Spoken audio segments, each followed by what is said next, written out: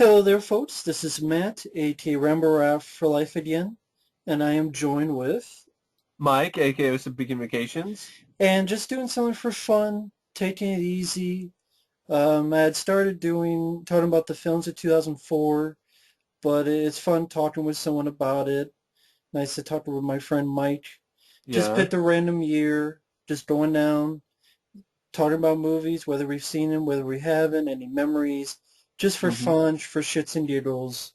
So sort of a sequel to that, but also to be its own thing. Just I could give Mike's opinion on stuff as well.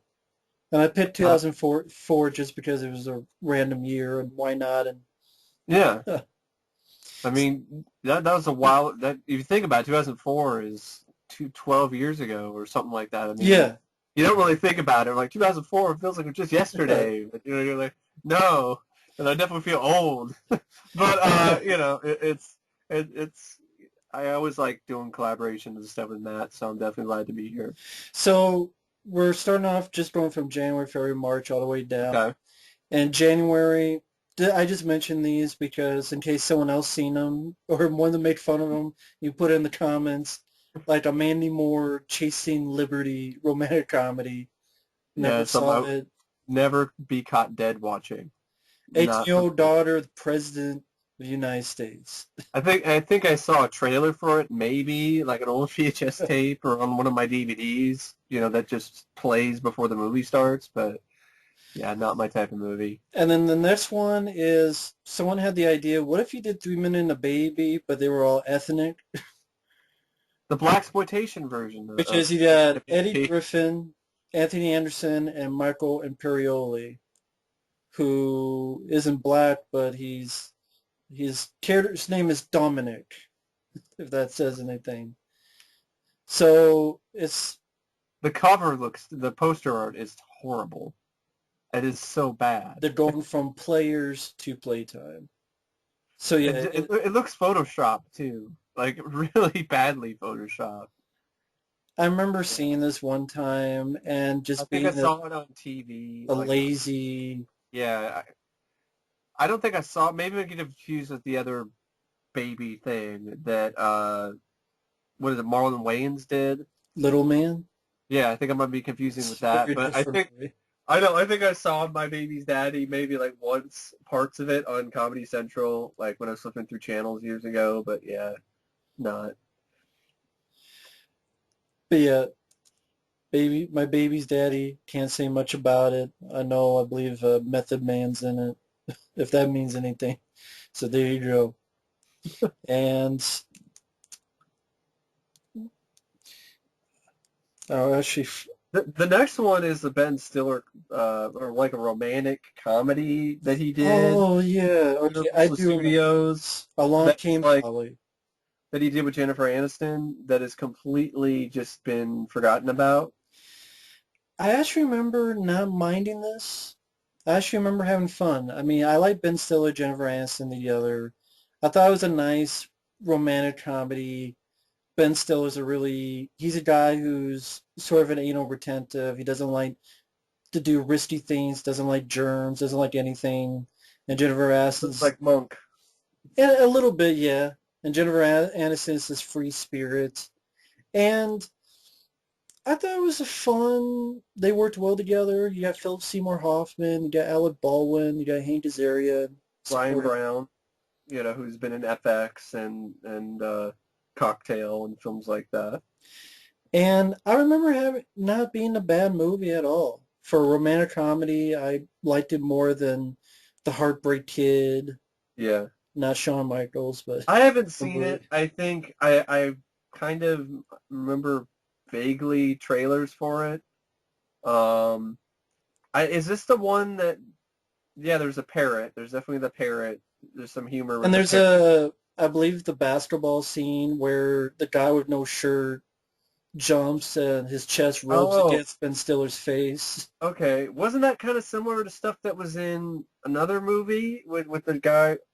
Oh, yeah. Adam Sandler ripped that off. I think in Eight Crazy Nights.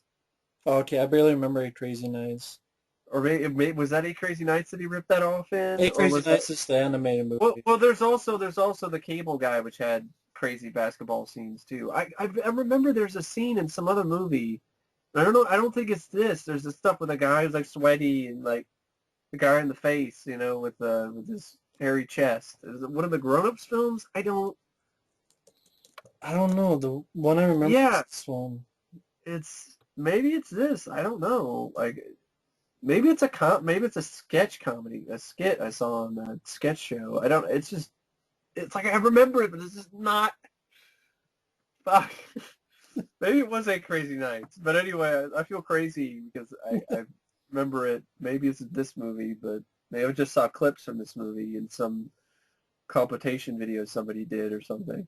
Um, Might what's have been. interesting is Danny DeVito is one of the producers of this, Yes, that is true. and it And made money. It was made $171 million on a $42 million budget. So yep, made 88 million in the U.S. 88 million, sorry. 88 million, yeah, $40 million budget. It was a pretty decent sized hit for Ben Stiller, but yeah, uh, I liked it more than even say The Watch. So that was a disappointment, The Watch. But it along came sounds like it. I have it on DVD, but it was like really cheap. Gift. So Or did yeah, well, was it a gift or did you buy it? mine You was bought it. really cheap. I bought it because it was at that pawn shop. They're like the go-to, Okay, which The has the Watch. same. Someone sent me it. Yeah, Okay.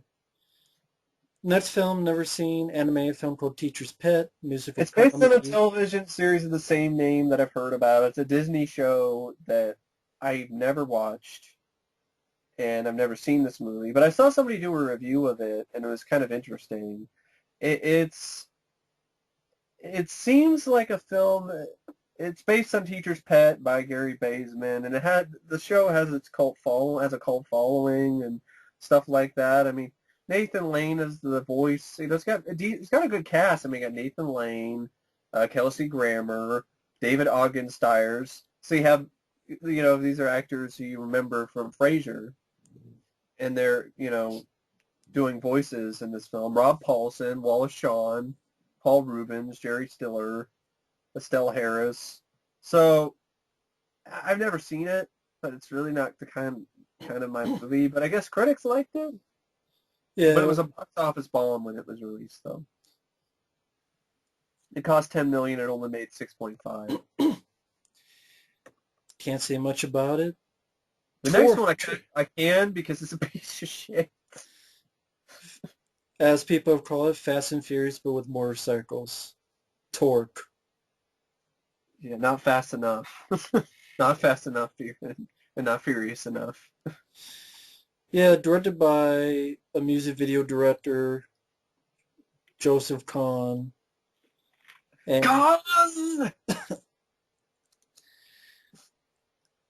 the lead guy was really bland. Yeah, he was terrible. Martin Henderson, It's almost I like, think that's his it name. reminds me of that guy in Pacific Rim. He reminds me of that guy and Charlie Hunnam. He also reminds me of a guy, who would be like on some show on Fox Oh, or something. he was the guy in the remake of The Ring who was Uh, with Naomi Watts and he dies at the end. And uh, okay, that's the. Oh, and I guess he was in that movie Everest as well. Okay, he was in Flyboys as well. Ice Cube is in it. Ice Cube's brother dies, is killed. They think Martin Henderson did it. They chase after him. A lot of CGI. Really bad CGI, like Um, really dated 2004 CG that just looks like shit. I remember Like bad PlayStation graphics. these two women having a fight with motorcycles. Like they're swinging them around as if Yeah, like riding on them, and they're actually swinging them up and down as if they're that was fucking swords stupid. while That riding was so them. stupid. Like I could get a laugh out of that, how dumb that scene is, but doesn't mean it's a good movie. Dane Cook makes a cameo. I also remember on Dinner for Five, the show I liked, one of the actors, Face on Love, just made fun of this movie, saying how stupid it was. Like, here we are in the desert, wearing leather up and down, and Ice Cube is like in a grave, holding a cross, while we're all dressed up in motorcycle leather out in the desert. It's like, why are black men out in the desert wearing leather and out? And this Uh, guy, I guess the director's like an Asian guy. It's like this Asian guy is just talking about music videos and that's all he directed. He doesn't know how to direct a movie.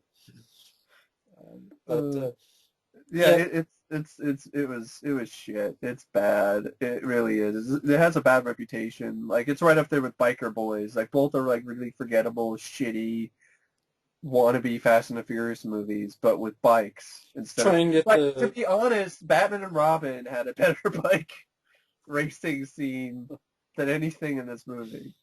and it made 21 million and it had a budget of 40 million. And what's crazy, Martin Henderson, he reminded me of like some guy from like Beverly Hills 90210. But what's really crazy is that the cinematographer is the same cinematographer of Predator 2 and Judgment Night. So Then it should have been directed by that Stephen Hopkins. Maybe it'd be a better movie. yeah, Peter Levy, he did the cinematography for this. Actually, he doesn't have this listed on his resume. It seems like selected I wonder filmography, why. I wonder why. not on there. But And I don't even know if this director's ever done anything again. Probably just more music videos. no, he didn't. He did a power. He directed that fucking Power Rangers short, the one that had like that Adi Shankar did that was like super violent and shit. Okay, so He Adi directed Shankar that. then directed? It seems it says like filmography, screenwriter and director. That's what it says on IMDb. I mean on Wikipedia. Huh. So he directed the low budget self-financed horror comedy Detention. I don't know anything about it. Dane Cook was also in that. I really liked his work in Torque. I guess so. The next one is, I think it's a pretty good movie, The Butterfly Effect, Yes. which this is the first film that showed me that Ashton Kutcher can act. It was like, wow, like he can actually play a role where he's not this funny guy or this goofy guy or, some, dumb stoner type. Like he can play a role where he's just a normal guy and he showed stretch some dramatic, muscles, so to speak. And for two directors, I think they did a good job directing the movie. It's got I like the look of the film, especially when they show how when they travel back in time and things like that. The story, it can get kind of confusing for some, it kind of took me a couple of watches to kind of put everything together. But I'm really intrigued and I really like how things happen, how this time travel happens. It's a very different take on time travel that you really haven't seen before. Yeah, it is the title says, the butterfly effect. Just you change one thing and it changes everything. So Yeah. for an instance, he saves the love of his life by beating up her brother, but he dies, and so now Ashton Kutcher goes to prison. Hmm. Or he goes back, and when they were kids, there was this bomb, this little firecracker. He saves his baby, but then when he comes back, he has no arms and legs. And there's a Yeah. lot of, it's probably one of the more ballsy bid budget, not bid budget, but theatrical movies because you deal with Eric Stoltz filming kiddie porn with his own Yeah. children. You Yeah. have the baby being killed by the firecracker, which is Yeah. where it goes back to fix. You have a guy, I, your lead with no arms and legs trying to commit suicide in a bathtub. It's just, yeah. It is kind of Requiem with a Dream, kind of crazy, in your face type of, you know, sequences and events. But, that definitely did add to the film for me. yeah. 'Cause just like, the first time I saw it, it was so effective. I mean, I'm not trying to make a pun here, but it was so effective because of just how it just wasn't afraid to go certain places that a lot of films nowadays wouldn't even dare think about doing. Yeah, very ballsy film. Ashton did a really good job. I liked the score. And I liked the ending. And a couple of the endings were interesting. I mean, you have the theatrical ending where he just goes back and says, when he was a kid, I hate you to the girl. And so she leaves, thus stays with her mother and doesn't get, her and her brother don't get abused and everything works out fine. Yeah, He doesn't get the girl. yeah, But then there's the alternate ending, which was even crazier and interesting. For those who don't know, he goes back to before he was born, and he strangles himself with umbilical cord. yeah. And because he That's was pretty never crazy. born, he would never meet the girl who would then get abused and all this stuff. Yeah. And And, that's an interesting ending. I would say I prefer the theatrical, but you know, and I think on the it's still DVD you have a interesting. choice of both, so they Yeah. give you the choice. But I mean, it's definitely interesting either way.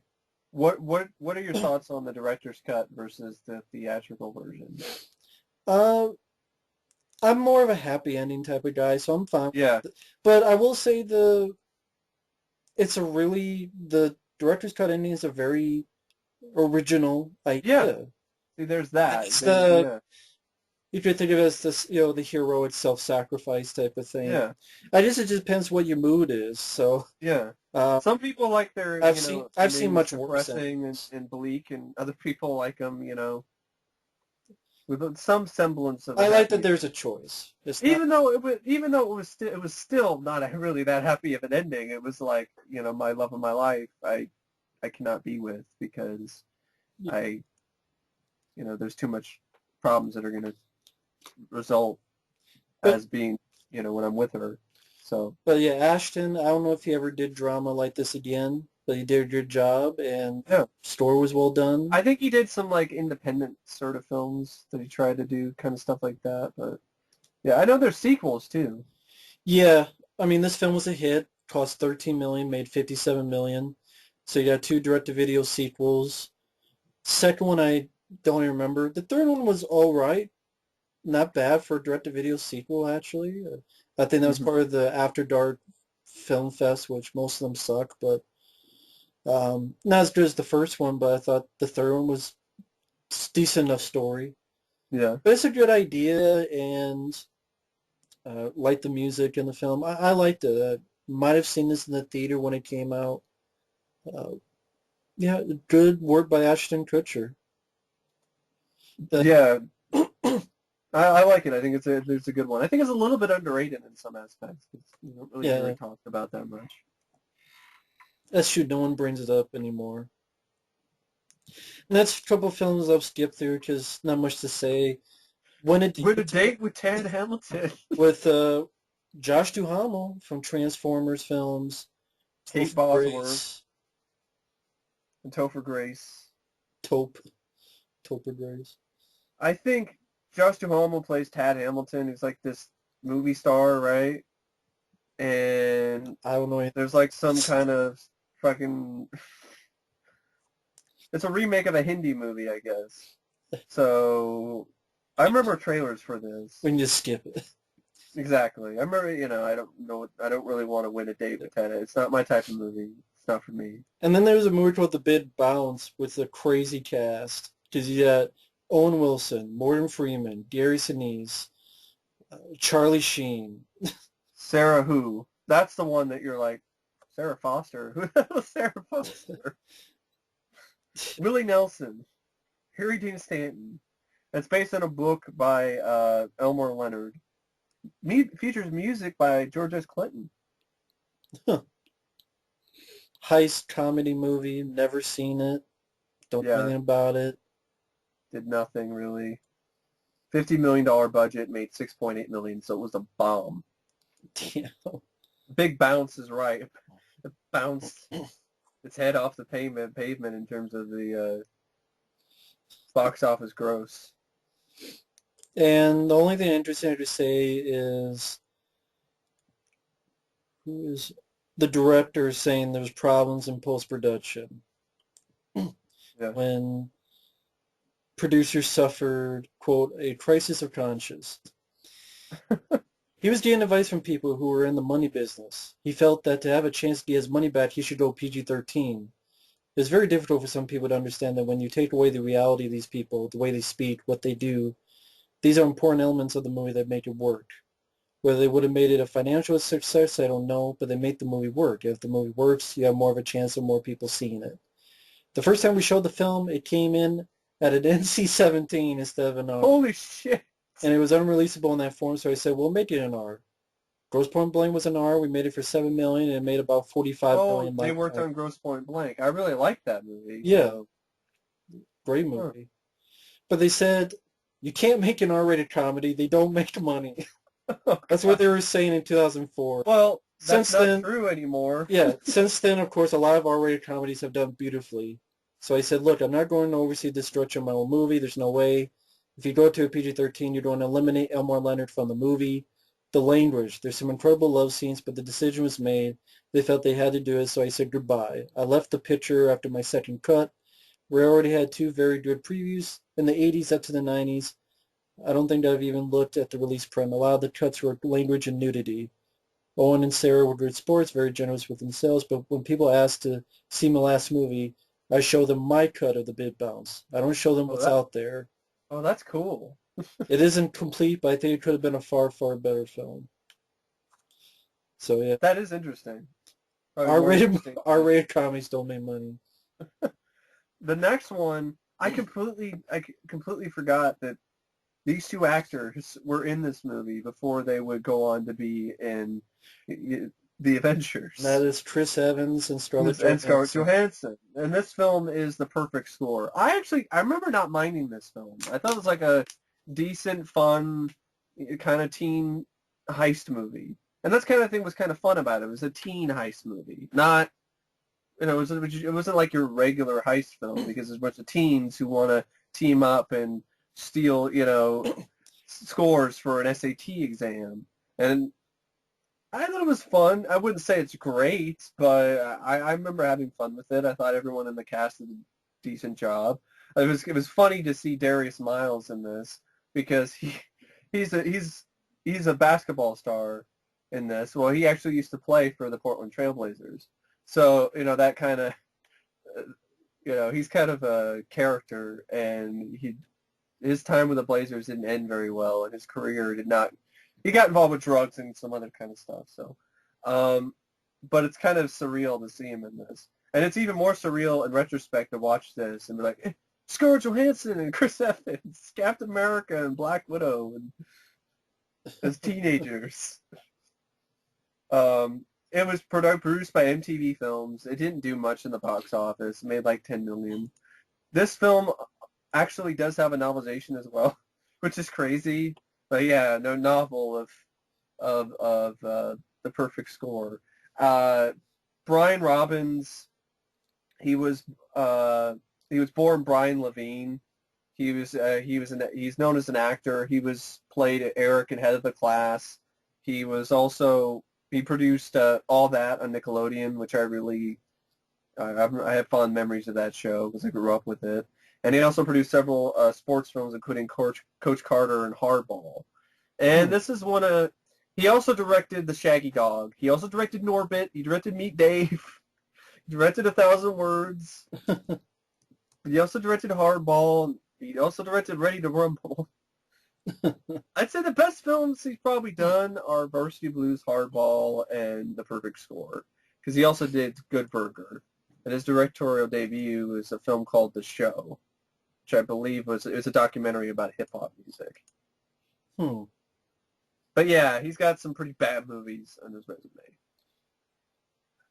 Haven't seen The Perfect Score. I have to give it a look.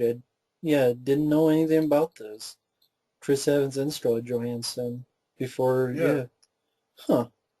It gets kind of similar to The Breakfast Club and stuff like that, and Dazed and Confused, and some of those films are also referenced in the movie. Critics didn't like it, and, that's okay. I mean, I'm not going to say it's like the greatest thing ever. It's just, I just kind of like the concept, and that was kind of a fun time waster type movie.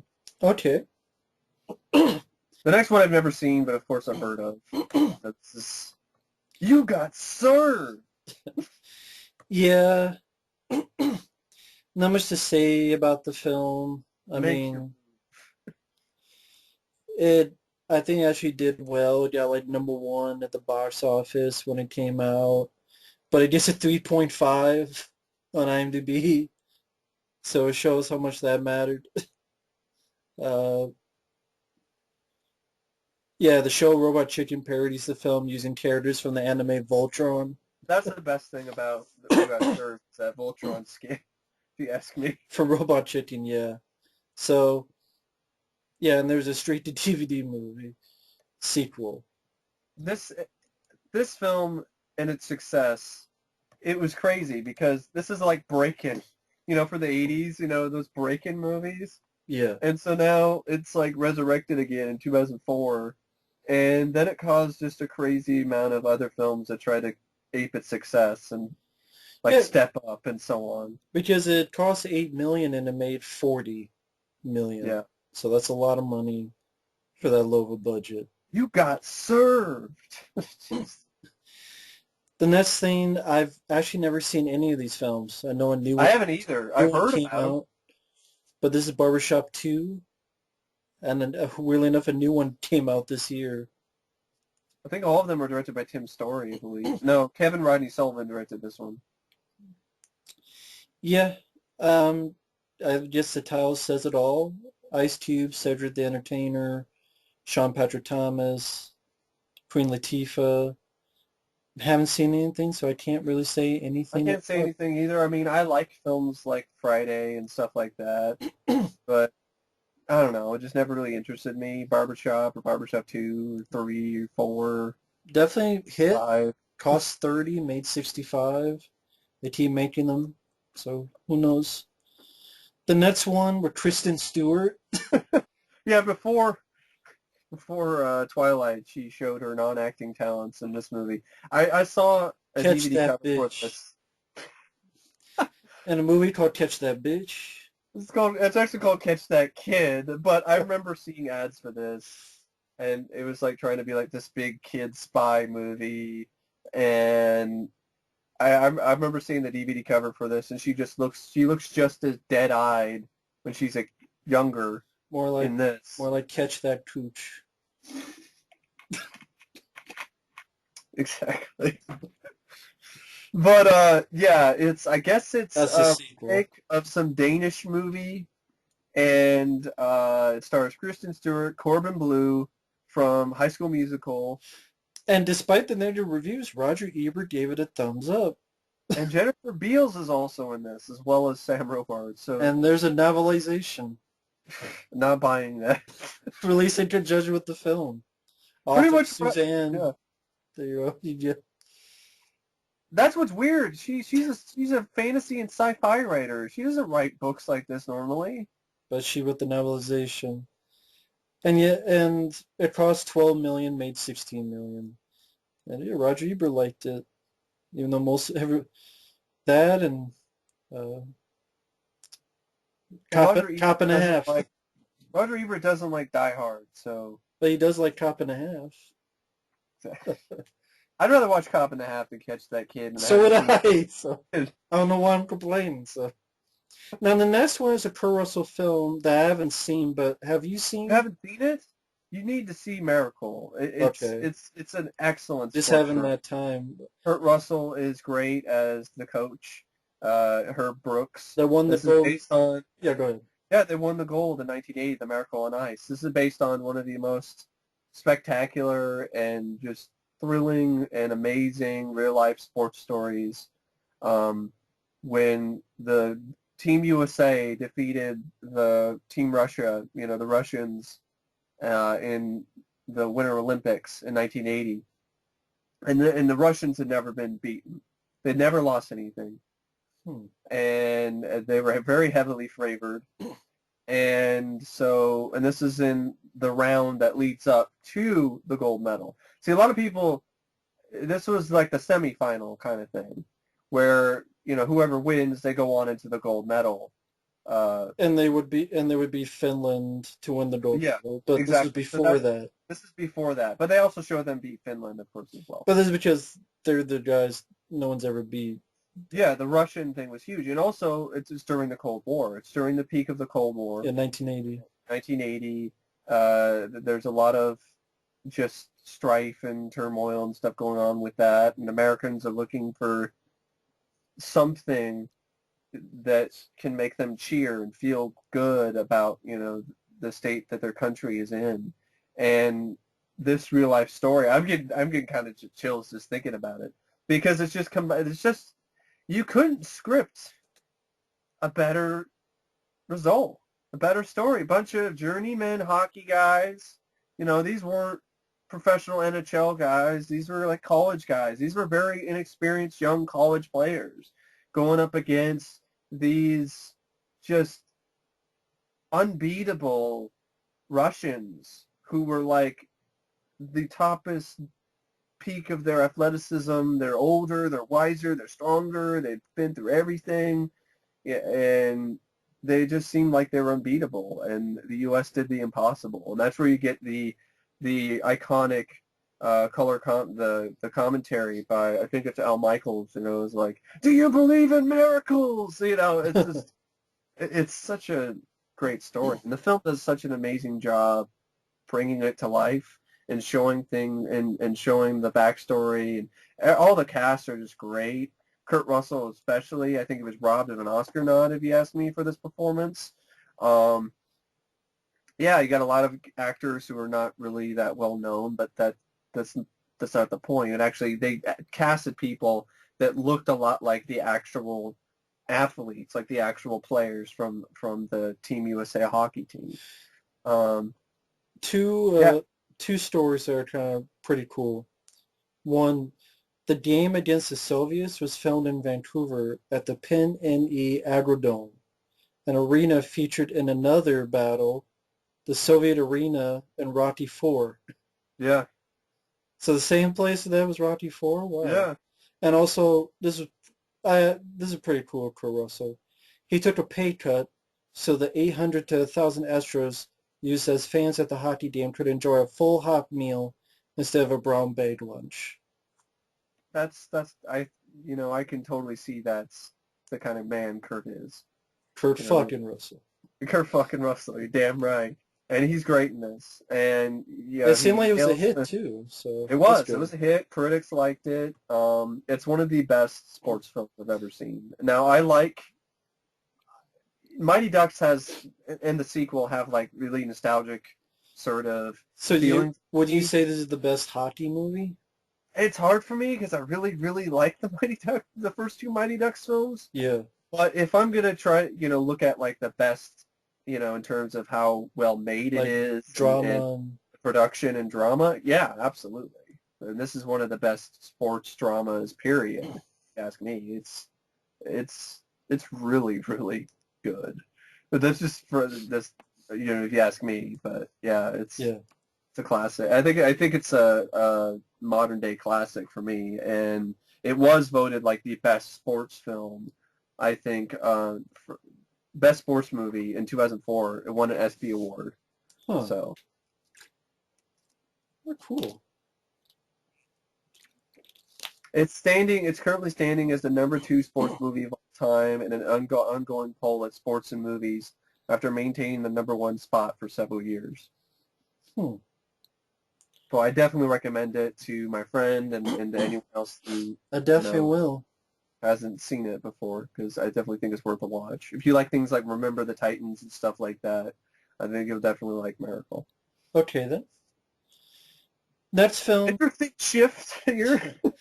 to Adam Sandler comedy, 51st Dates. I like this one. Yeah, so do I. I mentioned this in the previous video, but I'll mention it again.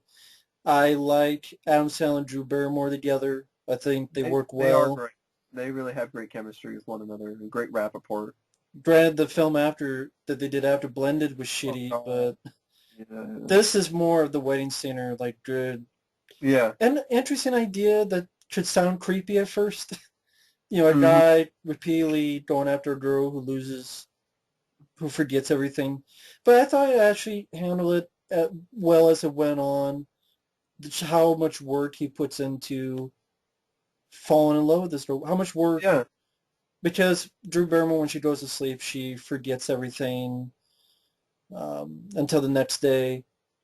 Uh, She's like Tom Hanks's short-term memory guy, but it's just a short-term memory gal. yeah, which Instead of- I don't think is a real thing, but for a movie, it's fine. Yeah, But I remember Sean Astin, who had a list, but it's like, look at my muscles, look at my pits. Like, yeah, it's just, it was fun seeing Sean Astin that way. Rob Schneider, actor Handel, he wasn't that annoying as yeah. sort of the assistant Adam Sandler. Rob has his moments in certain films. I think, Rob, I think he's at his best when he's in like a supporting role, I think. And he's not asked to be too over the top. And I mean, I even liked him in Grown Ups. So I think Yeah. he's at his best in that. Yeah, I can't really think of a Rob. I like Deuce Bigelow, No Gigolo. I do like the first film. That I do enjoy that movie. But I haven't seen that in he, forever. he does not seem to recapture that magic. You got stuff like the animal and the hot chick and just shit, really. But I kind of remember him as that guy in the Water Boy, who's just like, you can do it. I mean, mainly because that's using a meme, Yeah. for sports stuff, and then you have, oh no, we suck again. Like I really like that joke because works so well, especially in football. So I made a meme with the Philadelphia Eagles like a couple years ago when they got beat by Dallas and like knocked out of the playoffs. And there's like the kicker because he missed a kick, and he like has his hands in his helmet, and I'm like, I put on the bottom like, oh no, we suck again. So it's yeah, but 50 First Dates is fun. It's a good romantic comedy because that's kind of but it's like one of the better romantic comedies out there because it's actually comedy that's legitimately laugh out loud funny for me. And you still had Sandler, he was still alive. It looked like he was still alive, Yeah, he still not cared. he still gave a shit. It wasn't meat puppet, it wasn't the meat puppet of Adam Sandler, the corpse walking around like Weekend at Bernie's, like and shit Yeah. like And something interesting, in Riverdale, New York, there's an experimental program started in which residents with early dementia watch a video every morning, which they see comforting messages and reminders from family members that they may still know. After April 2015, the program includes more residents, and it was inspired by 50 First Dates, well, that's especially at the cool. ending of the film, where Adam Sandler made the videotape for Drew Barrymore. Hey, you're great. This is what's happened. This is who you are. Like, so that's interesting. That is interesting. Good for the movie, to inspire that kind of, real life change, Unlike Grown hopefully Ups for the 2, better. to Yeah. inspire punching. But 50 First Dates, I like. I think it's a good Adam Sandler film. I like the movie. The Now, next one is a movie I've been curious about, but I've never seen. I have it on DVD, and I'm curious about it because I do like boxing movies, and Meg Ryan in this type of role is kind of interesting to me. It's called Against the Ropes, and it's directed by Charles S. Dutton, which is interesting. Um, he's also plays I think one of the trainers or something. Like he also acts in the film. Omar Epps is in it. He plays the main boxer guy, the guy who's um in Meg Ryan's corner. She's the daughter of some famous boxing, promoter guy. And so she decides to become a promoter herself. And the film was a bomb. It cost $39 million. It only made $6 million. And it's not a film people really talk about. Tony Shalhoub plays like this really. I mean, I've seen trailers, and Tony Shalhoub is kind of casted in a different sort of role here. Like he plays like some kind of, scrupulous, mob sort of guy. Kind of owner. Casino owner. yeah, You also have Tim Daly is in it, who I do like, and Dylan McDermott has a early role, like I a little cameo. I guess the film is kind of a biography because about the first female fight promoter. Yeah, but Um, it's fictionalized yeah, and haven't seen the film, but like you said, it was a big box office bomb, I like And Meg Ryan and I like boxing movies, so sad what Meg Ryan, what she sort of did to herself nowadays. yeah, yeah. Just I always thought she looked It's, just fine. she looked good in this, so Don't do plastic surgery, folks. no. Not needed. Unless it's absolutely necessary. Yeah, if you That's were in an accident and you yeah. need deep constructive Re- surgery. you mean reconstructive surgery, not deconstructive surgery. No, I wasn't saying that, but like Yeah. constructive, like Mm. something positive, something needed, Like if you're a lady and not your fucking boobs are way too Botox. big and you need a reduction, okay, fine, because you don't want your back to kill you, all right. Or something maybe you want your nose to be smaller, okay. Yeah, but Not like Botox and lip injections and stuff, facelifts. yeah. Now the next film is the biography of Lindsay Lohan called Confessions of a That's Teenage some Drama teenage Queen. drama. I remember the advertisements for this because they were all over the Disney Channel, and this is the time when I used to watch the Disney Channel still. And of course, and I still remember that fucking like song, the kind of way that they said the Confessions of a Teenage Drama Queen or something like that. It's just like, uh, And yes, it uh, is a teen musical comedy, but the yeah, title might as well be her biography. And weirdly enough, Megan Fox is in this as well. yeah, she is. So two fucking. So is Carol Kane, Well, which she's is fine. which is kind She's of weird. good. Like, yeah. It's directed by a woman named Sarah Sugarman. Yeah, sugar is right. Like this film is a bit too sweet, but yeah, So sweet it rots her teeth. I think I saw parts of this because it was Disney Channel, and this is the time when there wasn't cartoons on.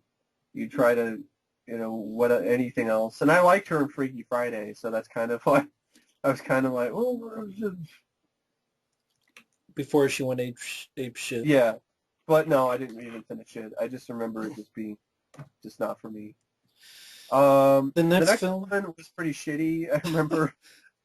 I don't think if I saw this, I don't remember it. Euro Trip, which is like road trip, I It's guess. Road Trip, but it's with I think Tom Green has like a cameo. I think Like supporting role.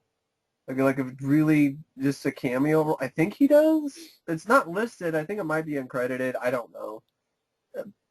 The most recognizable name is Michelle Trachtenberg, who is in Buffy the Vampire Slayer and Harriet the Spy and other stuff like that. Everyone else is a bunch of no names. Christian Kruk is also in this. Yay, Christian Kruk, fucking Chun-Li, Vinnie It, Jones. it is Matt Damon's in this. He is? Oh yeah, he It plays says Dog. he is the Yeah, band yeah, singer. yeah. He is in this. Yeah. Probably a small role, but Lucy Wallace is in this too. Xena as Madame Vandersex with three X's because because you know. his ex is deceased. No, I mean it's in like triple X. And then he had Joanna Lumley. This was really too bad to see her in this. She plays a hostel clerk in this, not the poopy hostel, but uh, I remember her from Absolutely Fabulous. So it was like It's a really prequel to Hostel. this is shitty. It was bad. It wasn't, Euro Trip was watchable at best for me, and Road this is Trip? Road Trip. I meant Okay. Road Trip, not Euro Trip. Sorry, fucking trips. Too many trips. I I guess probably I'd probably rather trip over my own dick the than fuck. original title was Ugly Americans. Later changed it to so fans of Road Trip would want to see it. Well, I'm glad they Just changed. because I guess the producers of Road Trip made it. I'm glad they changed it because Ugly Americans is a title for a pretty good animated Yeah, cartoon I series like for that, yeah. Comedy Central. So yeah, I'm glad they didn't use that. It is an ugly movie though because it's just not. It's not very well made. It's cheap. It's not funny, and it's just entirely forgettable. It reminds me a lot of those shitty American Pie sequels Oh, that came out direct to video. okay then. So The next film, I thought it was a time waster. I've seen worse. It's Welcome to Gene Mooseport. Hackman's last film. Was it his last? Yeah, it's Wow. his final film appearance. Wasn't that bad. Well, I, according to Gene, I guess it was. it wasn't that great either. I mean, it was the I definition of remember a being time waste. disappointed by the film because Ray Romano, I had been Yeah. kind of a fan of Everybody Loves Raymond Yeah, as that, I like Ray Romano. and it was just a pretty disappointing, just meh Yeah, movie. meh. So That, that's kind of that was just really that's kind of what yeah, was kind of stuck out to me is because I was just like, wow, Ray Romano in a big movie, Gene Hackman, and just meh. yeah, meh. Which, if you ask me, is kind of worse than it just being a total piece of shit. Because meh is just like, I guess it depends. Like when yeah, I saw it, I didn't watch. I liked Ray Romano, but I didn't watch much of the show. So I'm like, oh, what's yeah, this movie? Okay, yeah. that was a movie. But I mean, it's definitely. I mean, the director did Grumpy Old Men, which is a lot better. He Which is, did yeah, that's, Richie Rich. He, I actually like that more than Welcome to Mooseport. I Richie haven't Rich. seen that in a long time. But yeah, it's It's definitely worth the watch, Richie Rich again. Macaulay Culkin is good, but John Larroquette is just great as the villain. He's just great. but Ray Romano, I would like to see him star in more movies. I mean, I don't think it was bad enough that he should not get to star in. Well, Hollywood does that kind of thing where it's like, well, we didn't have a hit movie. We're not Yeah, it was a bomb. putting it in It there. was a bomb, but how many bombs do fucking Adam Sandler. Yeah, I know. Ryan Reynolds really?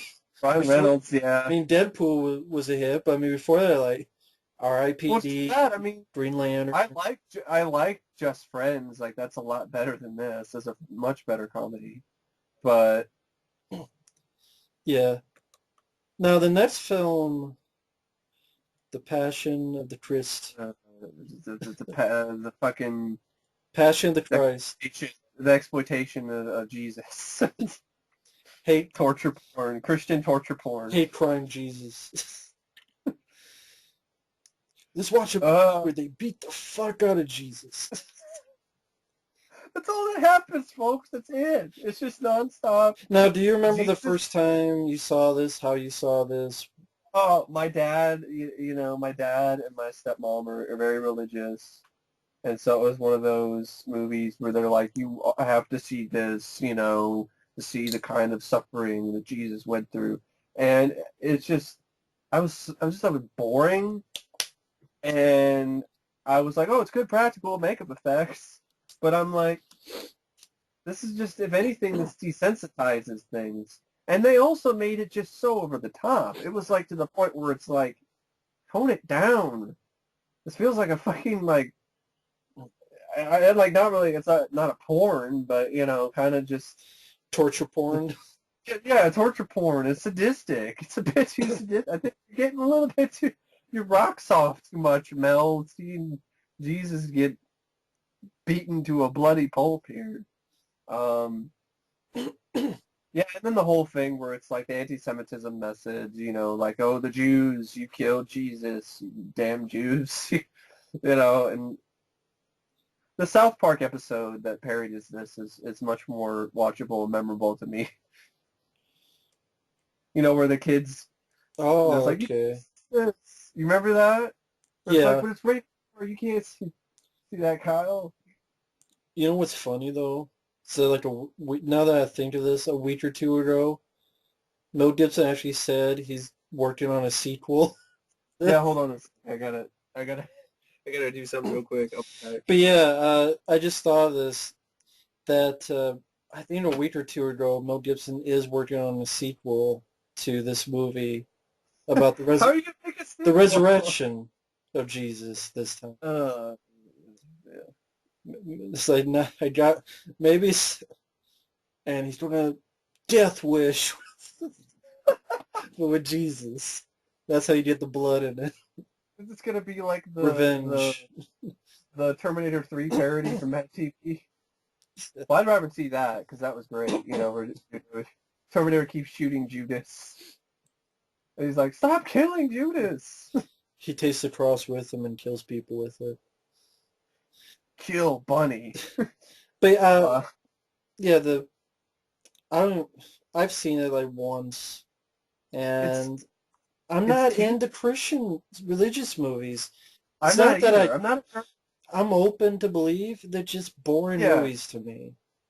I'm open to believe too, but to a certain extent. Like I don't believe controversy here, but I don't believe that everything in the Bible is like 100% fact. So I'm kind of like there are some good messages there, but it seems like there's a lot of people who seem to miss the good messages that are in there.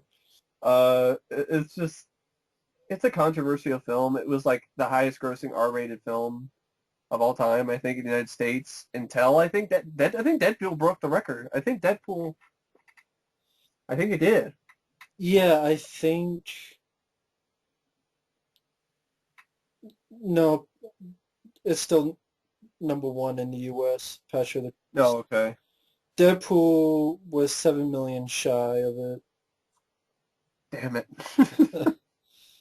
Yeah, Passion of the Christ made 370 million. Deadpool made 363 million. See, what I didn't like was like guilt tripping you. Like you have to see this to see what Jesus went through and suffered through and to feel his pain. And I'm like, and really what he did for our sins. And I'm like, he didn't. I'm going to be. But Just saying. but I think Deadpool did make more money worldwide. I'm just saying here. Maybe he didn't die for that much because it seems like there's still a lot of fucked up shit that's going on in today in society. I'm just saying. Right. No, it's controversial, but I think I'm quoting a stand-up comedian anyway, so not really. Which comedian? I think I remember Was it it might have been Carlin, George and it was like Carlin? some stuff that I've seen. Yeah, we were saying but George Carlin. I just had no desire to ever watch this again because it was uncomfortable to watch. It was just it wasn't much of a film. It was just mostly beating Jesus Yeah, I to mean, death. if I'm curious, I'm more interested in seeing like Jesus Christ Superstar or the infamous Last Temptation of Christ of Willem Dafoe, which was so infamous that like it literally theater was like burned down, like death threats and stuff from the Catholic Church because of the whole Mary Magdalene sort of thing, or the whole thing that Jesus made love. Oh my God, Jesus had sex. Blasphemy. I just find that ridiculous. I'm like, he's a man, isn't he? I mean, you don't want Jesus to have kids or have a family or make love? I guess that's a sin to you? I don't. It's to be clean. It's Jesus. Like, come on. Jesus can't get some? well, he knew Chris Rock. If you watch Dogma, Yeah. Yeah. I'd rather watch Dogma, definitely. guy owes me $10. That's how you feel when you waste money on Passion of the Christ. Now the film Feel like after is a film I want to give another watch. I haven't seen it forever. From the I'm Broken curious Lizard about it guys. too. I remember it being disappointing though. Yeah, I felt the same way. That's why I want to give another watch. Is I haven't seen it since it first came out. Club Dread is a sort of a slasher film comedy from the Like guys a who did slasher Super parody, Troopers, like Student Bodies and films like that. Wacko, Wacko and Saturday the 14th or something. or, yeah, Maybe not I that one, guess. but I mean, it's Or a horror scary comedy trying to be a scary spoof. movie. Yeah, scary movie. But yeah, the guys who made Super Troopers, where Super Troopers is a fun movie. They just crowdfunded a sequel for it. So I don't I'd know. be We'll see curious what happens. about that. I'd be curious about it too because I do like the Super Troopers. It's a fun movie. Uh, I, Bill I'm just Paxton's cracking up thinking of the stuff in Super Troopers, like the guy eating all the shrooms and stuff. And the cops are like, "Hey, is that weed? Cool. Can I take it?" Do you remember anything of this film? Not really. It's so long ago. I know Bill Paxton is in it. That's, that's all I really remember. But yeah, Club Dread, like to give it another watch sometime. Big This bomb. was easy to find in DVD stores. I Yeah. noticed. Now the film after Twisted, interesting director in which who did the '70s Invasion of the Body Snatchers, Philip Yeah, Philip Kaufman. Kaufman. I have this film on DVD. I haven't watched it yet, but I remember getting it because I do remember actually liking the trailer. It's kind of an interesting sort of. It's another sort of okay serial killer sort of thriller. With Ashley Uh, Judd Ashley Judd. after This is Kiss all the she Girls. does. Kiss the Girl, or was it Double Jeopardy? She was in that too. Yeah, She was she's in in Kiss the both. Girl and Double Jeopardy. Kiss the Girls with Morgan Freeman, Double Jeopardy. Now this one with Sam Jackson. And so she's transferred to the homicide division, and then she's trying to go in, and the kind of thing is that she has these kind of mental breakdowns, so she blacks out for long periods of time, and so there's this whole sort of thing about who the killer is, and she begins to fear that she has the same violent tendencies because she realizes that her father went on a killing spree. So then there's all this kind of interesting sort of stuff that goes on, and it's kind of an interesting Got a sort of concept. 1% on Rotten Tomatoes. I know it does, but Rotten Yeah, I Tomatoes know. gives 0% to Rad, 0, and really low ratings for films like Cobra and so on. Oh, I agree. And I've seen it once. I remember not thinking much about it. they gave a really low rating to Blessed a Child, which I liked. So I remember it being forgettable. yeah, it probably is. I haven't seen it. Yeah, I I've know. just seen the trailer, but I'm just giving my opinion on it for people. the next one I did see in the theater, Hidalgo. I don't know if I said that correctly. Hidalgo. I saw it in the theater because my aunt really liked horses, and I remember not minding. I just haven't seen it since. So I'm kind of curious about giving it another look because it is directed by Joe Johnston. I completely forgot he directed that, and I do like his films. The Rocketeer and The First Avenger, Yeah. and Viggo Mortensen. This is like one of his first lead roles he did after Lord of the Rings and stuff like that.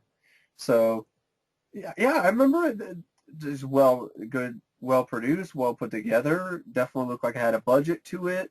It's I thought about him. directs good. Viggo Mortensen races his horse in Arabia in 1891 against pure-blooded Arabian horses in this long-distance race, I guess, through the Yeah, desert. And that was kind of interesting. And it cost 40 million and it made 108 million, so it wasn't a bomb. But it's a film that's not really kind of been forgotten about. Like buried under the sand, so to speak. yeah, And yeah, I mean, kind of see why it's kind of a movie that's not for everybody, but I know Timothy Dalton's also in it too, which is really cool to see Dalton back again with Joe Johnston, who directed him in The Rocketeer. So huh.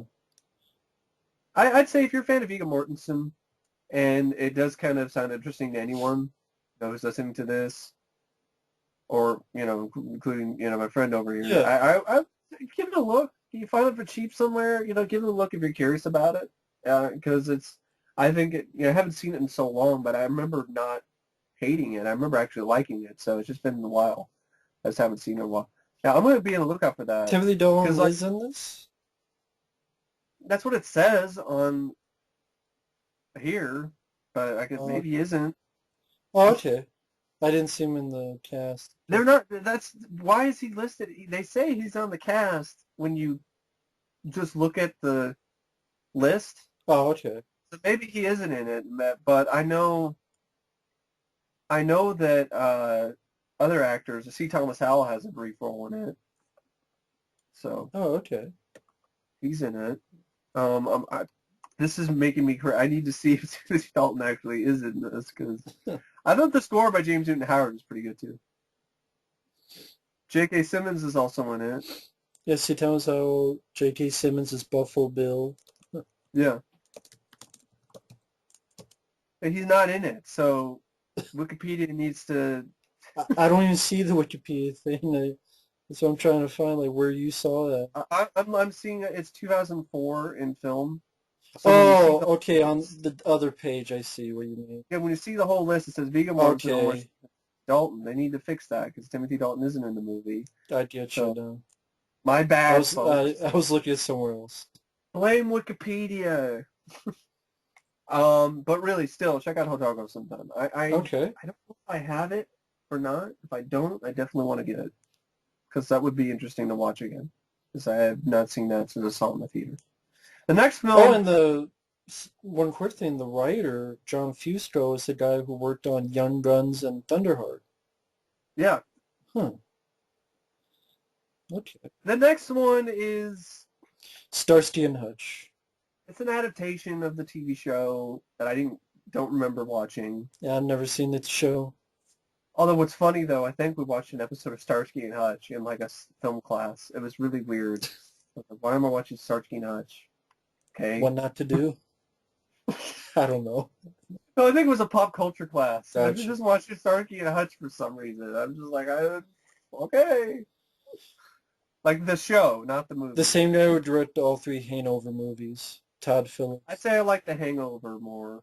But I would definitely say I'd watch Starsky and Hutch over Hangover 2 or 3, which I haven't seen, but I'd still say that that's probably going to I'll be the say case. that I've seen them, and yeah, this is much better than Hangover 2 and 3. But this one's like It's like a so-so. time waster. It's a so-so movie. It's mediocre. It's like you catch it on TV, you got If you nothing want to better see to this watch. done right, watch 21 Jump Street. Really. Yes, yes, I mean, this is yes. sort of what 21 Jump Street did right and the sequel 22 Jump Street did right is what this, Yeah. I don't know if I want to say try to do, but it didn't pull off. Ben Stiller and Owen Wilson are better in like Zoolander than they are in this. And it just isn't that funny, I remember? Like, there's a few moments, but Ben Stiller's kind of rehashing some of his old characters from his Starsky, Do it. I Do think it's it. Starsky, the do it, is just his character from the Ben Stiller show. He's like, do it, just do Just it, do it. do it. You know, that got kind of irritating in this Yeah. movie. I remember the Jason Bateman was good. Snoop Dogg did Yeah, fine as Huddy. yeah, he did. Fred Williamson as the captain was fun. Yeah, But yeah, yeah. Ben Stiller, Owen Wilson, it's the Also, if you script, want to see really. this done better, watch Undercover Brother. Hmm, okay. Have you seen Undercover Brother? Like, I'd have, but it's been a long time. Undercover Brother is like a much better sort of parody of the 70s style type of movie. It's a lot funnier and a lot better than this. But of course, it's a different, it's more of a parody of like Dolomite and those sort of blaxploitation movies. But it just felt kind of, I don't know, maybe wasn't this like PG-13? Yes. So maybe it's like R that maybe they could have done something else. But I mean, Zoolander was PG-13 as well. But it's just I think the it gets script, mixed. really. Yeah, really, it's the script. Next one I've never seen because I haven't even bothered with these movies. Well, of Frankie course. Muniz franchise, Agent Cody Banks. So this is the sequel, Agent Cody Banks 2, Destination London. Whatever happened to that kid, Frankie I don't Muniz? know. I really liked him in Malcolm in the Middle. I think he was typecast. You know, Malcolm in the Middle kid is Malcolm, forever Malcolm. These movies never interested me because they're just like Spy Kids, and they made these movies like Catch That Kid and Agent Cody Banks 2, and what is that other one with a fucking kid or whatever? Who's like a spy, Alex Rider or some shit. Harry, But that was based on a Harriet young the adult. Spy? Yeah, but there's that too. But these movies just I didn't like Spy Kids, so I just didn't really Yeah. care for Oh, these. yeah, he did go on to do that movie, Stay Alive. Yeah, he was in that. Oh, and now he's in Sharknado 3. Yeah, of course. Oh my God. You look at the other actors in Malcolm in the Middle, especially the parents, like the father, and look at how his career has turned out, Bryan Cranston. And then the star of the show, Malcolm, yeah. nowhere. But that happens a lot for kid actors. You know, Hmm. at least he's not Robin Banks, like the kid who played David in Flight of the Navigator. Next one is a really shitty Stephen King movie. There's a new one that's come out recently called Cell that I heard is pretty shitty too. No, that's too bad. Secret Window, which is directed by David Coop, he's been known more for his writing, I think. Didn't do a lot of directing. Did he do Stir of Echoes? David Cope? I thought he did Stir of Echoes. He directed The Trigger Effect, which is interesting. Yeah, he did. He did a good job with that. Yeah, Stir of Echoes is really good. Much better than this. Yes. He also wrote and directed Premium Rush. That's a very good one, too. He directed Mordecai, though, too. So it seems like stuff with Johnny Depp is just shit. Yeah, Johnny Like, Depp, yeah. No, Because he helped... David Cope and Johnny Depp. Yeah, I mean, also with writing, I mean, he helped write Mission Impossible. I Come in Peace. Yes, of course. I Come in Peace. Toy Soldiers. He helped write Death Becomes Her. Of course, Jurassic Park. The Shadow. The Shadow. Mission Impossible. Yeah, Panic Room, which I thought was pretty good. He helped write Spider-Man. Oh, Zathura. I like that movie. Yeah. Kingdom Crystal Skull. Yes, I like it. I do too. But yeah. I know, folks. Ooh. But yeah, I mean, Premium Rush he directed. That was good. And Stir of Echoes was really good. This was not. This is just your typical, like, if you've seen these type of movies, you can predict the ending coming, like, I predicted it 15 minutes in. I mean, you really can. I predicted it when I saw the trailer. Here's why, folks. You watch the trailer. There's a moment in the trailer where things are cracking as if his mind is cracking. Why else would your lead character's mind be cracking?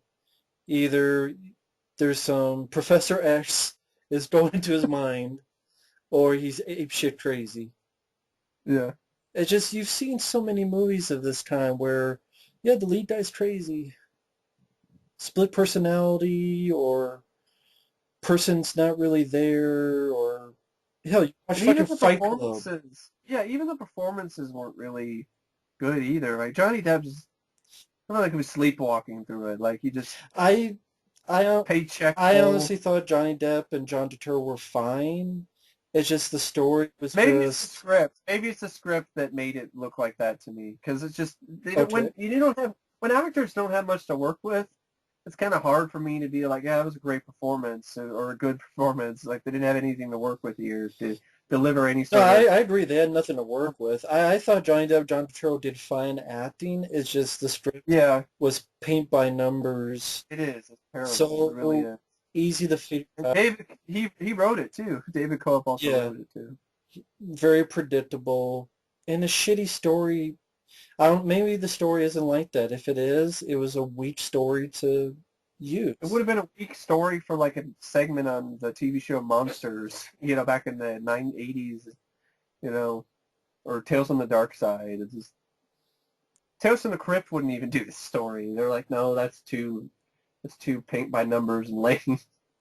Yeah. Well, he's crazy. Oh, whatever. I don't mind Johnny Depp, before he goes crazy, because he's actually just a normal guy. Yeah. Normal look.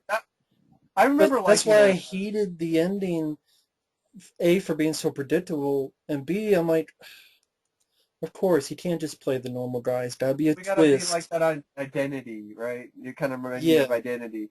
Stupid twists, that I could see coming, and I'm like, please be surprising and don't do the obvious, and it does the obvious. I mean, that's exactly how I felt too. I was like, don't go there. Please don't end like this. I guess the story was in 4 Past Midnight, the collection. Okay. I've heard of that book. But well, Stephen King's short stories aren't always good, I mean, it's Lawnmower Man, fucking guy with grass pubes. You want to see a short story made into a movie, watch Graveyard Shift. Yes. Which, of course... Or Maximum Overdrive. Yeah. Which, of course, this gets a higher rating than those two, but...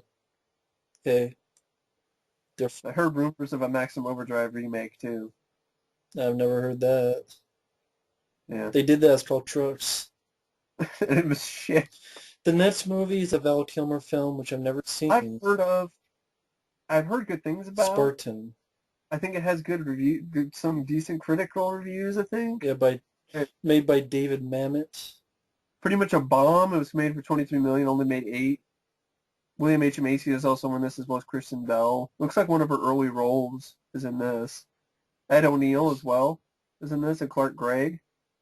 Um, never seen it, No, I've never seen but it. might be curious. I like Val Kilmer, so Yeah. I don't know what to say because I haven't really seen the film. The next one, though, I've seen, and what the fuck happened to Zack Snyder? Yeah. I have no idea. That's Dawn of the Dead, the remake. Saw this in the theater. It was a I pleasure. wish I saw it in the theater. It would have been a lot of fun to see in the What theater. made me see it in the theater was not only the trailer, but I remember specifically on Sci-Fi Channel, they actually played the opening of the movie before the film Wow. came out. I guess to Hmm. entice people. Which makes sense because the opening of the movie is great. From all this chaos happening in the neighborhood, and then you have that overhead shot Yeah. going towards the car, and you see like in the distance a car go by and flip into a gas station, blow up, and you're like, wow, this is Yeah. a big looking movie. Doesn't Yeah. look cheap. What's crazy about the film nowadays, it seems like out of all of Zack Snyder's movies, it seems to be the one that, it still has people with huge fans, but it seems to kind of be, I don't know, not talked about as much. Nobody wants to talk about 300 and Watchmen I honestly and think it's his best movie. I actually agree. As much as I like Yeah, I Watchmen, like Watchmen, but I would rather Dawn of watch the Dead this. is a more entertaining, faster paced. It's more of my type of movie. Watchmen I still really really like, Yeah. but if I'm gonna pick, I'd pick Dawn of the Dead as well. It surprised the hell out of me because I wasn't expecting. See, I saw this later after its release, and I'm a fan of the original, Dawn of the Dead, and I like Day of the Dead, and I Yeah. like the remake, and I think that's why I saw it because I found out there's another remake, because I really like Tom Savini's Night of the Living Dead, and I'm like, oh, there's another remake, and it's a Dawn of the Dead, okay, and I checked it out. I really liked it. I was like, this is really good. There's some crazy shit like, is, is this the one with? Excuse me, Yeah. swallowed air down the wrong tube. Is this the one with the zombie baby? Yeah. Omar Epps. No, not Omar Epps. Mckay Pfeiffer and That part his was wife. kind of, but at the same time, I was like, okay, it's part of the craziness, Different. and I can deal with it. I think when I look at it in retrospect, Zack Snyder's direction is good, but it's James Gunn's screenplay, which I think is which Weirdly enough, two really takes people that were going to do comic book another level. movies. Yeah, What Guardians of the Galaxy for Marvel and Batman v Superman for I think James Gunn is, won is, is won that round. I think he He won. won that one. But great, like you said, great direction. Screenplay works very well. This comes from a guy that George Romero's Dawn of the Dead is my favorite zombie film of all time, and this remake doesn't try to copy it beat for beat. That's another It good said, thing. you know Yeah. what? It's going to be a high-octane action movie. And that's really what it is. Yeah, and I know people have problems with the zombies being fast and all But I that, was but fine with that. I was fine because yeah, it did its own. and it makes it unique. It makes it stand out. It doesn't make it, Plus, oh, it's just, do they forget Return of the Living Dead did that? And yeah. no one complains And, about that. yeah, and we've seen the slow zombie thing. Like, It works for this movie when it's a yeah, high-octane action and they need to be chasing after them. World War Z also kind of reminded me, of this film and the kind of its pacing and things. At least The the fast unrated version. pace, yeah. Yeah, Yeah, it's quickly paced. Ving Rhames is excellent. he's awesome with the shotgun, just blowing people away and Even shit. the friendship he has with the guy over Yeah. over the sniper guy. Sarah Polley, I thought did a good job too. I Yeah, mean, she hasn't really done much after this. I don't think she didn't really have much of a career.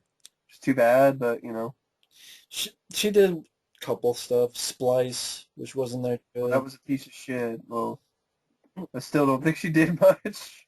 Yeah. Well, And then yeah.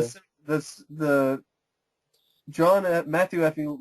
Leonetti did the cinematography, and he did the cinematography for Poltergeist, Commando, Jumpin' Jack Flash, Red Heat, Action Huh. Jackson, Another 48 Hours, Star Trek First Contact, Mortal Kombat Annihilation. You know, well, Well, wait, he did what? The cinematography? yeah.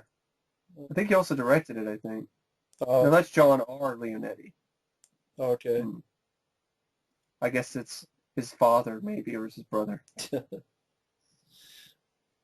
But yeah, I mean, the only problem I have is if our friend Effrey hears this, he'll laugh. They get mad at me. Effrey, everyone died. Said everyone dies. He's like, no, they did. I'm like, at the end, everyone dies. They all die. But I mean, Yeah, that is, you don't see them die. It's just they get on the you know, island, and there's like a shitload of zombies, and there's that part. It's like, well, how could they live? But it's a movie. Anything can happen. they were setting it up for a sequel that But never there was happened. a sequel planned, and it was going to be Army of the Dead. And I don't know if it'd be Dawn of the Dead 2, but Zack Snyder was thinking of doing a sequel, and that never happened. I think Which I don't get because it was a it was hit. going It to take was place in Vegas. made $102.4 million on a $26 million budget, so it's not like it was a bomb. So I think he just went on to do Watchmen yeah, instead. well, they could have had somebody else direct it, you know, if it had good screenplay. But Well, I guess they don't want to do there was going to be another director. You know who was that. Who? the prequel to The Thing director? Oh, fuck But it me, God. didn't happen. But Well, I'm glad they didn't do it now. This fucking Matthew Von Heineken, whatever the fuck his name is. but yeah, I mean, instead of doing Army of the Dead, they did a Day of the Dead remake, which Vegetarian zombies. exactly. But great movie, great zombie. It's one of the better remakes out there. Absolutely. Well, in the past, 12 years, it is one of the Yeah. best. Yeah. I think it is that I like Maniac, but I say I like Dawn of the Dead more. The only one I can say I like more is Hills of Ice, but Yeah, that's a I good one star in too. it, so that's why. Now, then, No, it's a good one though. the next one, great performance by Jim Carrey. I still need to see this. I've heard all kinds of good things about this movie. Eternal Sunshine of the Spotless Mind. Saw this in the theater. Really enjoyed it. Great. One of Jim Carrey's best performances. Kate Winslet, Mark Ruffalo before being the Hulk, Elijah Wood, Tom Wilkinson, Kirsten Dunst. Great idea. For those who don't know, Jim Carrey and Kirsten Dunst are in a relationship. Things are not going well. Jim Carrey finds out that Kate Winslet wiped her memory of the relationship she had with him. He gets upset, decides, okay, I'm going to do the same thing. Goes to see these group of people, which include Elijah Wood, Ruffalo, Dunst, and sits down, is getting his memory wiped, the relationship part.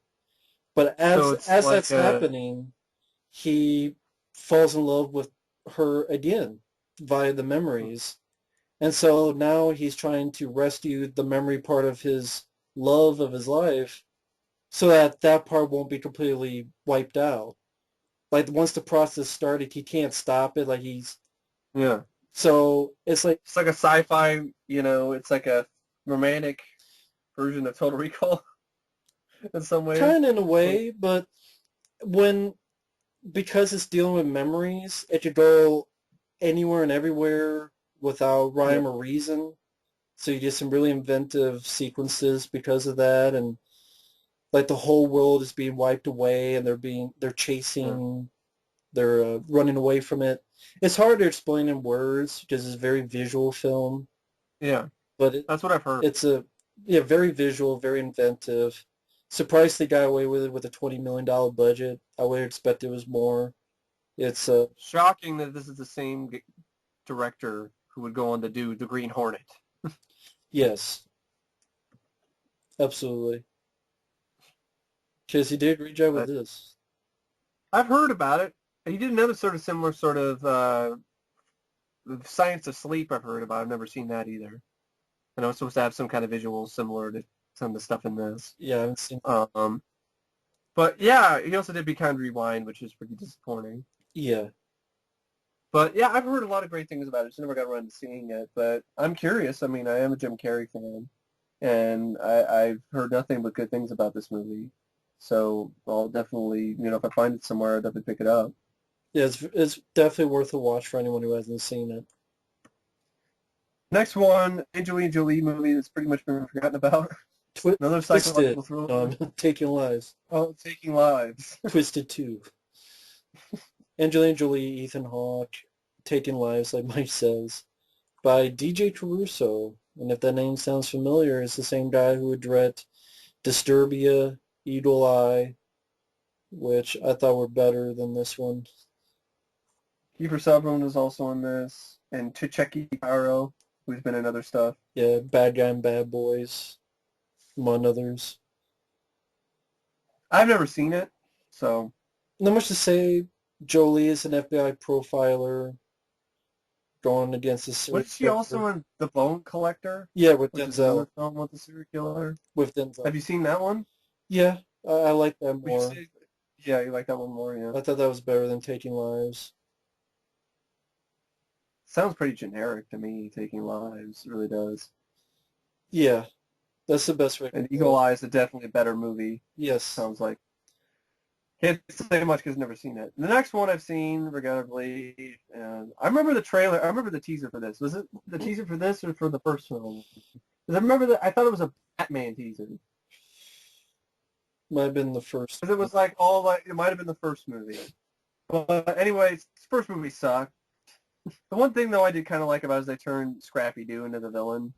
Yeah. So that was kind of I had fun with the movie when I saw, well, I'm talking about the first one. Scooby-Doo 2 Monsters Unleashed, for people who don't know. yeah The first one I saw in the theater, I didn't mind it, but I'm a big Scooby-Doo fan. It doesn't hold yeah. up well, but I still think Matthew Lillard is great. Oh, he is great. He's perfect as But Shaggy. yeah, I mean, yeah, it it's hard to. I'm not defending it. Weirdly The enough, guilty pleasure. I guess if I had a put in category, I guess, but it's Mhm. not. I'm not going to defend it. Weirdly Yeah. enough, Scooby-Doo 2 Monsters Unleashed, what it reminds me of is the new Ninja Turtles. And the Yeah. reason I say it is because it's a sequel that tried to put a lot of nostalgia where they took a lot of villains from the cartoon Yeah. and bid CGI, and you did have, like, a lot of those villains you see on the poster, a lot of them were on the cartoon. Just they were Hmm. the bad guy wore the suit, only these are quote Yeah. real. But it's like trying a lot of the nostalgia card and it doesn't work. Scooby-Doo, even when I I first saw I'd probably say I'd probably say I like Zombie Island or something like that more than these movies. But since I like Scooby Doo the animated, that's the kind of how I yeah, really like I grew up watching the old Scooby Doo cartoons too, and yeah, the Scooby Doo movies. I remember that on Cartoon Network. I always remember trying to catch it. The one where there's a guest star. We got Batman and Robin, or we got the Harlem yeah, Globetrotters. You know, yeah, Three and Stooges, I also Donuts. remember I also remember the A Pup Named Scooby Doo. That's one I also have fond memories of. Yeah, I So also remember the Scooby-Doo and the Boo Brothers and yeah, remember the Reluctant the Werewolf. Reluctant I Werewolf. remember the one with Vincent Price, like the 13 Ghosts or 13 something. Ghosts of 13 Ghosts Scooby-Doo. of Scooby Doo. I remember that. Yeah. So Yeah, those are definitely better. I mean, this is just in one ear out the other, and it also has fart jokes, just like I'm sure the new Ninja yeah, Turtles. So it really I think it was does. pretty disappointing. Like, was it Yes. disappointing for you? Yeah. Yeah, because you liked the first film. So Yeah. Oh, and then yeah. Again, the first one is really I haven't seen the other live action prequel thing that Cartoon Network did, which is probably awful. Yeah. I've heard bad things Um, about. yeah, Have you seen that? yeah, they're pretty awful. And like I was saying, the first Scooby-Doo movie, it has not held up. It hasn't held up. So, yeah. I know they're doing a new one, but it's an anime one, but maybe that's the best. Just how else can you do Scooby-Doo? They're calling it Scoob. Yeah, Oh, hey, Scoob. I have to think they'll change the title. Maybe That better. they probably did that trying not to get it released, like be it Yeah, secret, but they failed. they didn't do a very good job because As you can Scoob. tell, we're really interested in this movie because we're talking about everything else aside from it, and that pretty much says it all. Scooby-Doo Monsters Unleashed, no one saw the movie when it came out, didn't do that well, and for good reason. So, nothing to say The next really. one, Matt's seen. I haven't seen this. I know it's a Kevin Smith film that's Jersey pretty. Girl. Jersey Girl, it's there. I mean, it's better than the shit he's doing now. Ben Affleck, You got George Carlin. They yeah, got George Carlin in it, Ben so Affleck is good. George Carlin plays Ben Affleck's dad. George Carlin does a good job. Will Smith has a little cameo. Uh, it's not that bad. It's just pretty basic movie. Jennifer Lopez dies during childbirth. Ben Affleck loses his job, goes to a small town, raises the kid, wants to get the job back in the city. Little girl wants to stay in the hometown with the rest of the family. You even have the ending where the girl has to play and the dad's running down to get to the play in time to do the play with her. It's a very basic movie, but it has some fun bits of dialogue. Ben Affleck, Liv Tyler, they are together again after Armageddon. They do fine. Uh, George Carlin, nice to see him as the dad. Will Smith, again, he has a good cameo and uh, scene with Ben Affleck. It's harmless. It's not great, but it's a lot better than the stuff Kevin Smith's been doing now. This is before Kevin Smith became a pothead. hmm But I would still say his View Askew movies are definitely a lot more him as a writer-director. Like this, he was trying for something. It's not a slam dunk, but the DVD is definitely better than the movie. Very fun interview with Kevin Smith and Ben Affleck together, and extremely fun commentaries. One with Ben Affleck and Kevin Smith. I mean, Kevin Smith commentary, the first 10 minutes is about him and these reviewers called the 3 a.m. girls and saying, that they should, I wonder how much they paid a brick in their mouths. Like, just because they were personally insulting Kevin Smith. So it's a really fun commentary with Kevin Smith and Ben Affleck, and the second commentary is fun as well. The DVD is well worth it for the features, but the movie, it's okay. It's an alright film, but it's not a film I'm going to say I love. It's alright. Yeah, the next one was really disappointing to me. I haven't seen this film since, and uh, you see, this is a Ladykillers 2004 film. It's a remake of some 1955 movie. It's directed by the Coen brothers. This is the worst film I've ever seen them do, and I was interested in it because it's the Coen brothers and Tom Hanks, and Tom Hanks was returning to comedy, and he hadn't done comedy in some humorous role moments with his dramatic characters, Yeah. but nothing like straight up comedy, like the stuff that he did in like The Money Pit and stuff like that. So, and I really like that Tom Hanks. In fact, I miss that Tom Hanks. Yes, so do I. And I do too. this this was just disappointing because it just wasn't that funny to me. It was just dumb. Yeah, I mean, the Just, Lady Killers, you would think with the Coen brothers directing it and writing it, um, it's definitely not as good as, say, like The Big Lebowski or Raising Arizona. no, absolutely not. And Marlon Wayans, so it was kind of an interesting casting choice. It's just I haven't seen it in forever, but I just remember it just being bad. And critics are very Uh, not very kind on it either. Um, they like Tom Hanks though, and I thought Tom Hanks was okay. Like, but I don't know. Tom Hanks' return to comedy was just disappointing. Yeah, I I haven't seen it actually, so I can't say anything about it, but I believe Mike, and I saw the trailer and it did nothing for me. So there you go. Next one is DMX, Never Die David Arquette. from the director of Demon Knight and Surviving the Game, Ernest Never Dickerson, Die Alone. Never Die Alone. A DMX action movie that he stars in, supported by David Arquette, and is narrated by DMX. And Ah,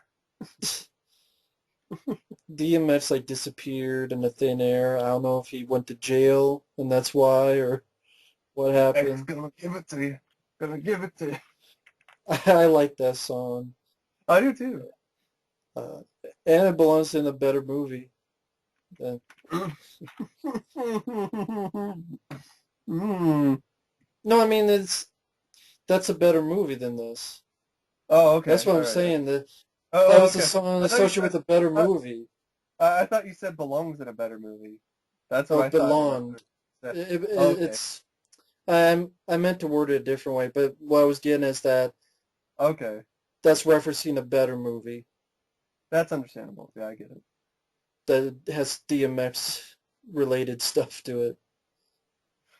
But Yeah, good. this, actually, both those Yep. movies, Trail to the Grave and Deadpool, are better than this movie. Yeah. I've never seen. Have you seen Never Die Alone? Yeah, and It's like just as forgettable as that 50 Cent movie, probably. Setup. Yeah. Never Die Trying. Oh, I didn't see that one. I I think forgot that's what it's about that. called. Never Die Trying, right? It's Never Die Alone and Never Die Trying, I think. It could be. I know 50 Cent had a video game. I forgot about that. That's right. I have There's a nothing to lot say to about Never say. Die Alone. It was a big flop because no one wanted to see DMX without Seagal or Jet Li. The next one is And Hellboy. this is I love. real quickly. This will probably be the last we'll talk about Yeah, tonight. So because it's too many, yeah. It's getting late. It's getting late, that way we and don't get burned out. But yeah, and Hellboy's a nice way to end. I love this movie. I saw this in the theater with my family, and we all really enjoyed it. Great movie. This is everything that fucking Bulletproof Monk wanted to be and failed miserably in trying to do so. Ron Perlman, this is a role he's born to play. I like David Hyde Pierce. John Hurt is good in it as well. Guillermo del Toro's direction is fantastic. It's PG-13, but it's a pretty hard PG-13. So it definitely does feel like there's grit and there's, violence and stuff here. And it's just Del Toro's direction is so well done. Practical effects are great. The bits of CGI that are there still hold up really well. I Yeah, this is one of my favorite super comic book films, and Yeah, it's well from it's a yeah. fun ride. It's entertaining. It's fast paced. It's got a good villain. It's good characters that you like and you care about, and Hellboy and Selma Blair's character Liz, and Doug Jones is Abe Sapien. David Hyde Pierce is the voice of Abe Sapien, is uncredited, but he does a good job as well. Um, $66 million dollars. They did a good job with the budget, and it's a fun throwback film at times. It's a kind of fun adventure horror flick. It's H.P. Lovecraft sort of monsters and stuff like that. It's a blast. It's my type of movie. I love it. And I also really like the sequel, which I think is very underrated. The first film has gotten a lot of acclaim, and rightfully so, but the sequel seems to be kind of forgotten about a little bit. Yeah, they're both entertaining movies. Maybe if Hellboy had a little bit more budget, maybe a little bit more action gunplay, Yeah. Like maybe a little bit more of that, or a little bit more fight fisticuffs. I always felt it needed a little bit more action, but other than that, yeah, Ron Perlman does a great job. Good chase scene, with the monster in the subway. It's a pretty Yeah, cool scene. but maybe a few more stuff like that, or a few more like fisticuffs, or I don't remember what the ending was like. Oh, I haven't seen it in a while. I want to watch it again. It's been a long time since I've seen it. I think it's like the big Uh, thing, like Rasputin possesses a creature. Rasputin gets possessed by a creature, and there's a big giant tentacle thing that. oh yeah, that swells him and he like blows it up Yeah, and stuff. Yeah, yeah. but yeah, the cast worked fine. Abe Sapien, interesting creature, There's some great great makeup, effects, great makeup effects in this movie. entertaining movie, fun flick. Yeah. Yeah, not bad at all. I'd be For a film that's over 2 hours, it never felt like it dragged at any point. And I really like the how it opens up with the flashbacks to 1944. And I really like the right hand guy to Rasputin, the guy with like the swords. yeah. I forget exactly what the guy's name is. Yeah, it's fucking Von Krupp. Is that who it is? Klaus Werner von Krupp. I think that might be who it is. But I thought it was a really cool design, and they did a great job with his action sequences. Yeah, I think it's just a great film. Period. I mean, I'd love to see Hellboy 3. I really would. I don't think it'll ever happen. I know Toro wants to do it. They're putting Pacific Rim 2. They're going to do a sequel to that, which honestly, if you ask me, Hellboy kicks the shit out of Pacific Rim 2. Um, but they don't want to do Hellboy 3 because Hellboy 2 didn't do very well, I guess. But it was competing with The Dark Knight. Should have released it some other time. Yeah, bad timing. But yeah, Hellboy, good film to end on. Thank Yep. you all for listening. We'll definitely Yep. do Thank this you. again. It was a lot of fun. Just didn't want Yeah, it to was fun. burn ourselves out. Oh, This is the best exactly. way to do it is that way. But thank you, Mike, for joining me, Thank you and for having me on. we'll see you later. Bye-bye. See ya.